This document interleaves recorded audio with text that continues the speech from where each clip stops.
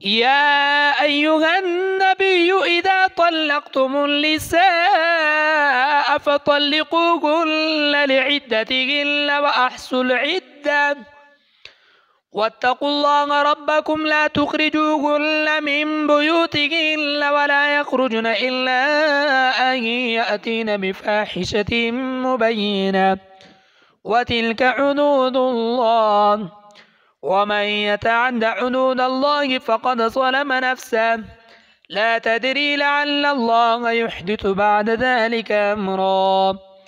فإذا بلغن أجلهن فأمسكوهن بمعروف أو فارقوهن بمعروف وأشهدوا ذوي عدل منكم وأقيموا الشهادة لله ذلكم يوعظ به من كان يؤمن بالله واليوم الآخر ومن يتق الله يجعل له مخرجا ويرزقه من حيث لا يحتسب ومن يتوكل على الله فهو حسبه إن الله بالغ أمره قد جعل الله لكل شيء قدرا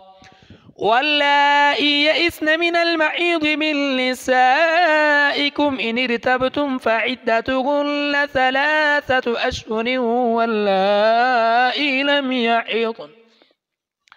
وأولاة الأحمال أجلهن أن يضعن حملهن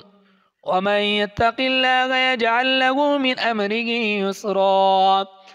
ذلك أمر الله أنزله إليكم ومن يتق الله يكفر عنه سيئاته ويعظم له أجرا أسكنوهن من حيث سكنتم من وجدكم ولا تضاروهن لتضيقوا عليهن وإن كن أولات حمل فأنفقوا عليهن حتى يضعن حملهن فإن أرضعن لكم فآتوهن أجورهن وأتمروا بينكم بمعروف وإن تعاسرتم فسترضع له أخرى لينفق ذو سعة من سعته ومن قدر عليه رزقه فلينفق مما آتاه الله لا يكلف الله نفسا إلا ما آتاها سيجعل الله بعد عسر يسرا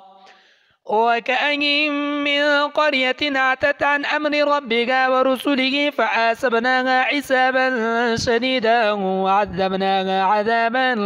نكرا فذاقت وبال أمرها وكان عاقبة أمرها خسرا أعد الله لهم عذابا شديدا فاتقوا الله يا أولي الألباب الذين آمنوا قد أنزل الله إليكم ذكرا رسولا